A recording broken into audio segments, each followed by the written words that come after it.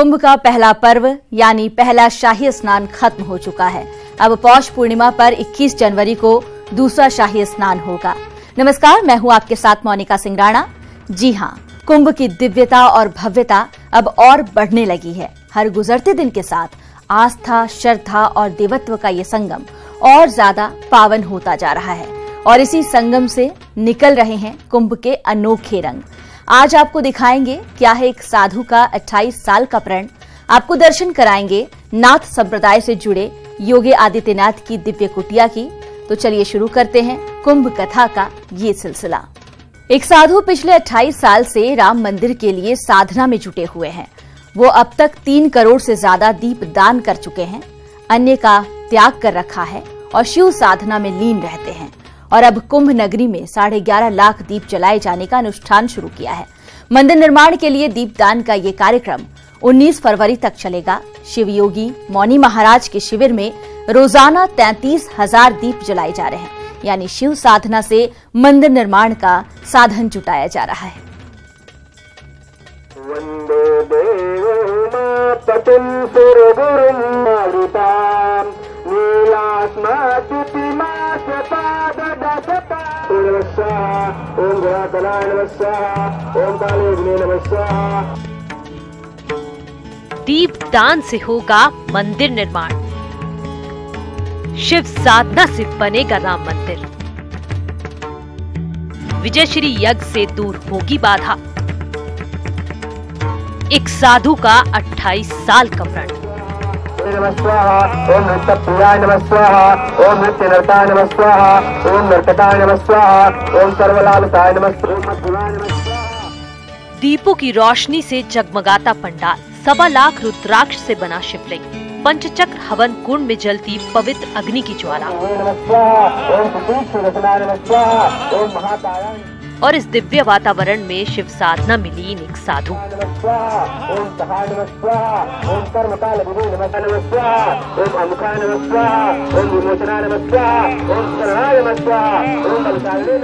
तस्वीरें देखिए, राम नाम के दीपों से पूरा पंडाल जगमग जगमग कर रहा है।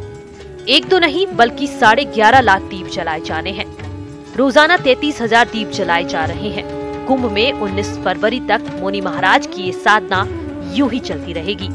भव्य राम मंदिर के निर्माण के संकल्प को लेकर कुंभ मेले में आए संत शिवहरि योगी मौनी महाराज ने 11 लाख दिए जलाने का संकल्प लिया है।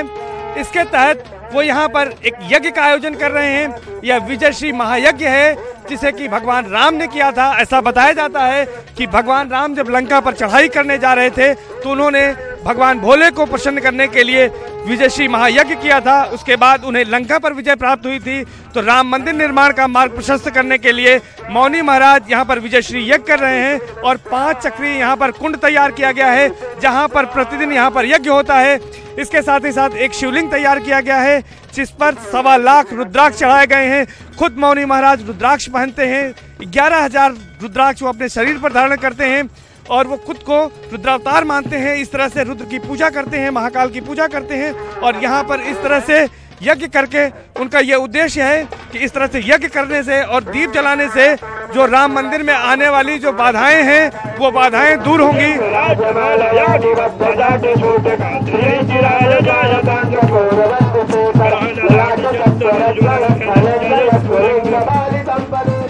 देखिए, मौनी महाराज के इस पंडाल में 1.25 लाख रुद्राक्ष के जरिए भव्य शिवलिंग बनाया गया है।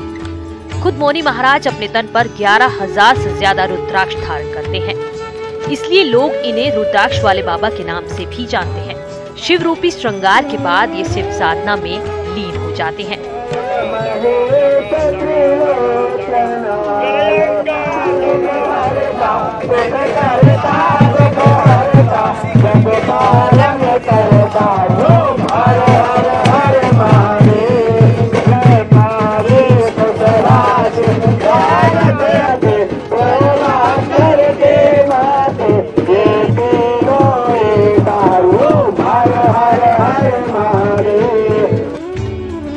दीपदान का संकल्प लेने वाले मौनी महाराज का मानना है कि मंदिर निर्माण का रास्ता साफ करा पाना अब अदालत और सरकार के बस में नहीं है।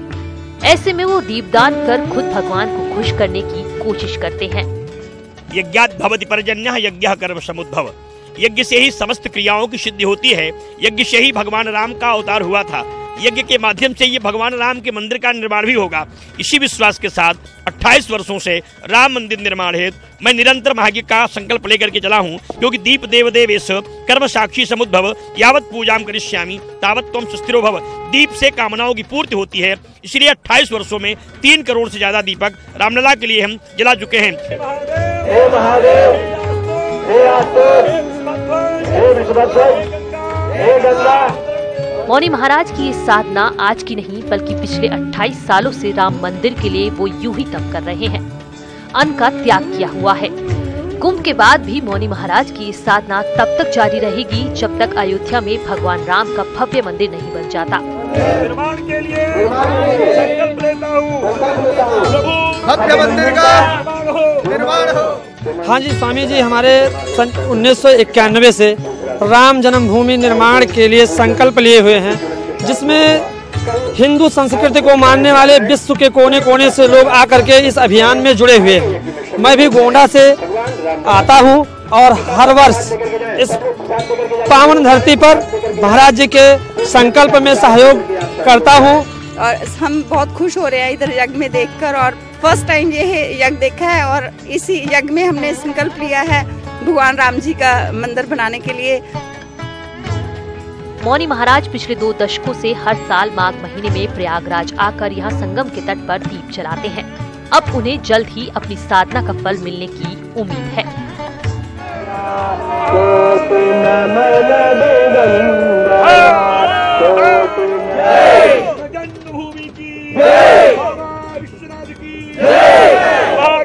सरकार की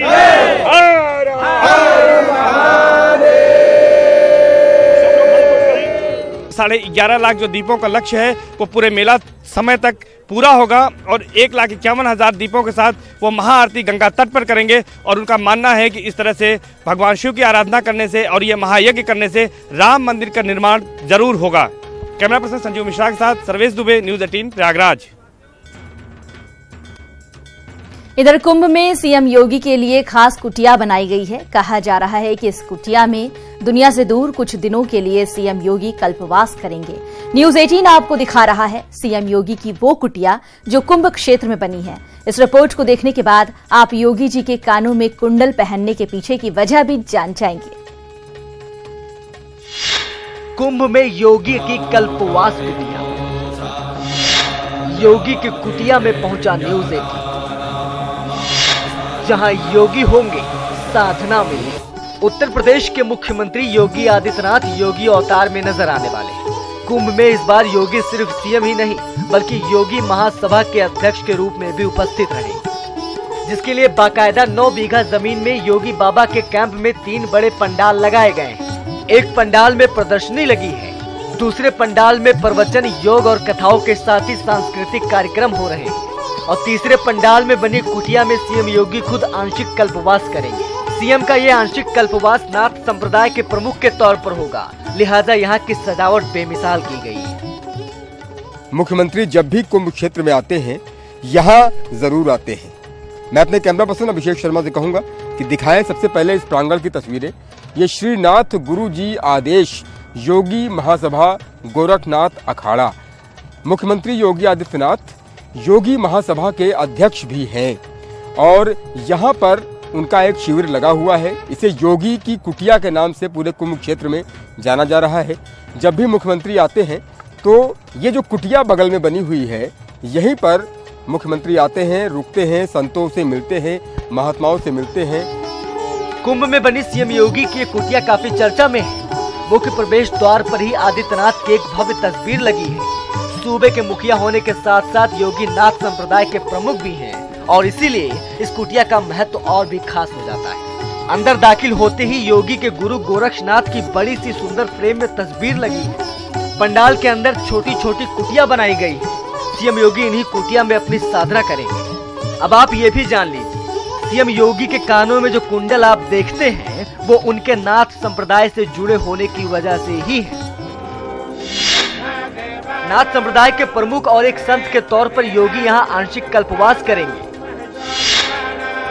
कुटिया में नाथ संप्रदाय के बड़े बड़े संत महात्माओं को ठहराया गया है। कैंप की यज्ञशाला में पूरे वक्त कम से कम 100 पुरोहित हवन और धार्मिक पाठ करते हैं।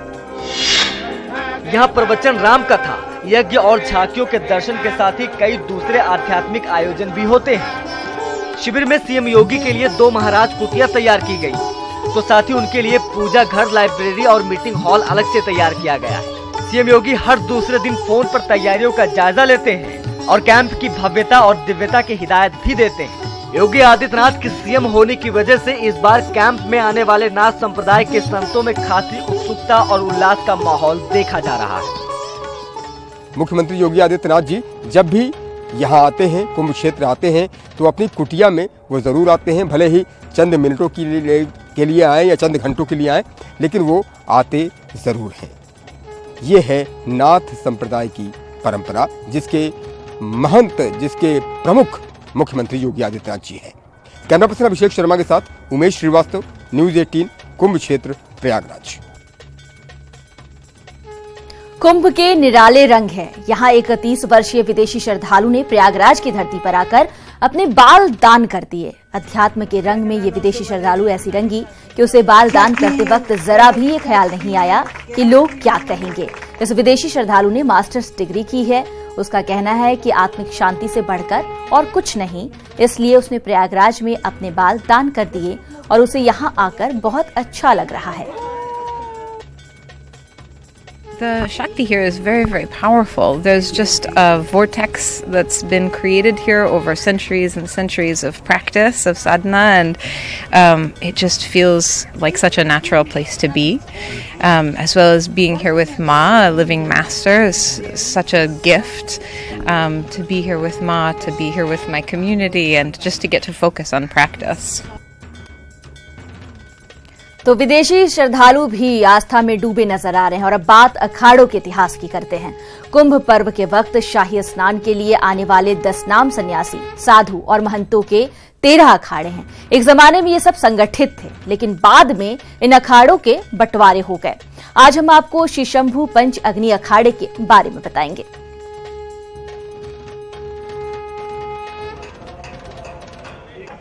सिर पर सिखा, बदन पर जनेऊ, यही पहचान है अग्नि अखाड़े की।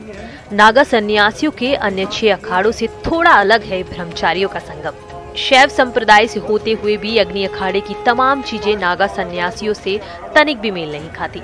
इस अखाड़े में ब्रह्मचारी संत ना ही धूनी रमाते हैं, ना किसी मादक पदार्थ का सेवन करते हैं। इस अखाड़े के आराध्य देव माता गायत्री हैं। श्री पंच अग्नि अखाड़ा जो है, आद्य गुरु जगत गुरु शंकराचार्य जी के 4 जो ब्रह्मचारी थे, नंदनामा, स्वरूप नामा, प्रकाश नामा, चेतन नामा, उन ब्रह्मचारियों जो है उन परंपराओं का निर्वाह आज भी करता जा रहा है। जगत गुरु शंकराचार्य जी महाराज ने दिग्विजय करने का जब सोचा तो पूरे भारतवर्ष में परिक्रमा करने का सोचा और 4 मठ बनाया और वो मठ में आचार्य बनाए गए और 10 नाम बेग की स्थापना की और 10 नाम बेग के अंदर जो है 7 अखाड़ा जो है आ जाता है। तो ये शंकराचार्य जी महाराज द्वारा स्थापित हैं। इस अखाड़े की खास बात ये भी है कि इसमें केवल ब्रह्मचारी ब्राह्मण ही दीक्षा ले सकते हैं। अग्नि अखाड़े में ब्रह्मचारी संतों की संख्या सीमित है। यहाँ हर कोई संत नहीं हो सकता। यही नहीं, इस अखाड़े के ज्यादातर ब्रह्मचारी संत भंडारे या घरों में तैयार भोजन ग्रहण नहीं करते। तो अब आइए जान लेते हैं कि अग्नि अखाड़े का नाम आखिर अग्नि अखाड़ा क्यों पड़ा। ये अग्नि अखाड़ा अग्नि का पूजक है, वो यज्ञ करता है, वेद उपासक हैं, माँ गायत्री जो है उसकी इष्ट देव हैं और अग्नि जो है उसकी इसीलिए हम पूजा करते कि उदर्भमुखी हैं।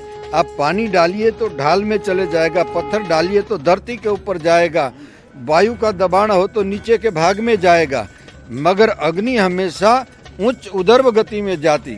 तो हम ये कह देंगे, हे मनुष्य आप भी उदर्भ गति में जाने के लिए हैं, इसीलिए हम अग्नि के पूजक है, इसीलिए अग्नि अखाड़ा कहा जाता है। ये अखाड़ा सन 1058 में आषाढ़ की शुद्ध एकादशी में स्थापित हुआ था। इनका प्रधान केंद्र काशी है। इनमें 4 पीठों के शंकराचार्य शामिल हैं। इसके अलावा इस अखाड़े में ब्रह्मचारी, साधु और महामंडलेश्वर, इनकी संख्या भी थोड़ी ज्यादा है। प्रयाग, हरिद्वार, उज्जैन और त्र्यंबकेश्वर में भी इस अखाड़े की शाखाएं स्थापित हैं। आजादी की लड़ाई में भी अग्नि अखाड़े की महत्वपूर्ण भूमिका रही है। ब्रिटिश काल की बात, मुगल सल्तनत की बात, उसमें जी जान अर्पण करने के लिए, अपनी कुर्बानी के देने के लिए साधु संत कभी पीछे नहीं हटे। और ये जो है सभी अखाड़ा ने मिलकर काम किया है, केवल अग्नि अखाड़ा नहीं, सभी अखाड़ा ने मिलकर काम किया है। ये प्रूफ देता है कि देखिए ये जिंदगी जो है अर्पित कर देने के लिए निकल पड़े हैं, वो किसी का खरीदी नहीं कर सकते, उसी की खरीदी नहीं हो सकती। तो ये जो महात्मा लोग हैं उसी निर्वाह कर रहे हैं, उसी परंपरा का निर्वाह कर रहे हैं और हम अपनी सभ्यता संस्कृति बचाने की कोशिश कर रहे हैं। इस अखाड़े की एक और खास बात ये है कि इस अखाड़े के सन्यासी शास्त्र के साथ साथ शस्त्र की भी पूजा करते हैं। शस्त्र और शास्त्र दोनों का पूजन एक तरह से होता है हर अखाड़े में। अग्नि अखाड़े में भी शस्त्र की पूजा की जाती है और शास्त्र तो है ही। शास्त्र यानी ज्ञान और शस्त्र यानी अपने रक्षण के लिए अगर अपने शस्त्रों की भी ये अखाड़ा पूजा करता है। वाकई में अखाड़ों का इतिहास बेहद परंपराओं वाला इतिहास है, गौरवशाली इतिहास है, वैभवशाली इतिहास है। इस वैभवशाली इतिहास को हम नमन करते हैं। कैमरा पर्सन अभिषेक शर्मा के साथ उमेश श्रीवास्तव, न्यूज़ 18 कुंभ क्षेत्र प्रयागराज। श्री पंच दशानन आवाहन अखाड़ा का इतिहास बहुत ही रोचक है। यह अखाड़ा संवत 603 ज्येष्ठ नवमी में स्थापित हुआ था। इनके इष्ट देव श्री दत्तात्रेय और श्री गजानन हैं। इनका केंद्र स्थान काशी है। इस अखाड़े की शाखाएं प्रयाग, हरिद्वार, उज्जैन और त्र्यंबकेश्वर में हैं। इनके स्नान का समय ब्रह्म मुहूर्त होता है। आह्वान अखाड़े के नागा साधु का तप देखकर आप दांतों तले उंगलियां दबा लेंगे। यहाँ के नागा साधु ने शिवलिंग बनाकर उसमें जल चढ़ाया, दिया जलाकर फिर डमरू लेकर जब तांडव शुरू किया तो हर ओर से हर हर महादेव का उद्घोष शुरू हो गया। देखिए के रंग न्यूज़ 18 के संग आप देख रहे हैं और न्यूज़ 18 की टीम इस वक्त आवाहन अखाड़ा के बाहर खड़ी हुई है और यहाँ पर एक नागा साधु तप कर रहे हैं। आप देख सकते हैं कि ये शिवलिंग किस तरह से बनाया गया है और यहीं पर एक दिया भी जलाया गया है। मैं दत्तात्रेय भगवान को, गुरु गजानन भगवान को, आदि जगत गुरु श्री शंकराचार्य जी को और ये प्रयागराज कुंभ में जो जनता जनार्दन हमारे बीच में यहाँ इस हड्डी कपा देने वाली ठंड में यहाँ पर जो विचरण कर रहे हैं गंगा, जमुना और सरस्वती के रेती में, मैं उनको भी प्रणाम करता हूँ। सिद्ध गजानन भगवान हैं, श्री शंभु पंचदश नाम आवाहन अखाड़े के इष्ट गुरु हैं और मैं श्री शंभु पंचदश नाम आवाहन अखाड़े का श्री दिगंबर शिवराजगिरी। मेरे गुरु जी के नाम श्री महंत ओमकार गिरी जी महाराज। मेरा हेड ऑफिस काशी वाराणसी दशाश्वमेध घाट में है और कुंभ प्रयागराज में हम कुंभ करने आए हैं और बाबा भोलेनाथ, अभी मैं केदारनाथ से आ रहा हूँ। केदारनाथ में हड्डियाँ कपा देने वाली ठंड है। हम वहाँ नंगे पैर जाते हैं और आते हैं और तपस्या करते हैं। हम अपने केदारनाथ को हिमालय से अपने साथ लेके आए हैं। मुझे विश्वास है ये केदारनाथ जरूर जनता का कल्याण करेंगे, हमारा कुंभ मंगलमय होगा। हर हर महादेव, हर हर महादेव, हर हर महादेव। ये हैं कुंभ के निराले रंग। हर हर महादेव के उद्घोष से समूची कुंभ नगरी गुंजायमान है। ये हैं कुंभ के निराले और अद्भुत रंग। कैमरा पर्सन अभिषेक शर्मा के साथ उमेश श्रीवास्तव, न्यूज़ 18 कुंभ क्षेत्र प्रयागराज। कुंभ के अभी और भी कई रंग हैं। अब आपको मिलवाते हैं अलख जगाने वाले जोगियों से। ये जोगी कुंभ मेले में अलख जगाते हैं। अलख जगाने वाले अलखियों की टोली जब चलना शुरू करते हैं तो वो रुकते नहीं और ना ही पीछे देखते हैं। इन्हें जो भी दान देता है वो दौड़ दौड़ कर उनके पात्र में दान डालता है। सिर्फ वो मुख से एक ही शब्द कहते हैं, अलख, अलख और अलख। इस तस्वीर को कैद करने के लिए हमें भी अलखियों के साथ दौड़ लगानी पड़ी।